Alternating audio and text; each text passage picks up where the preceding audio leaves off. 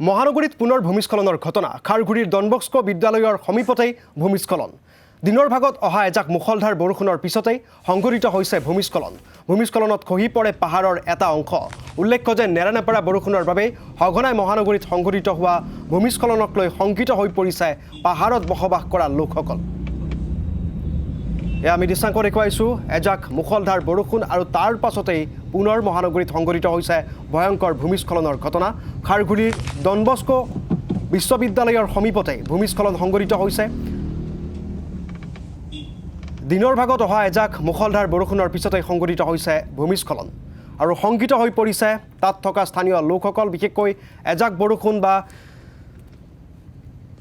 বৰষুণ আহিলে এই ধৰণৰ যি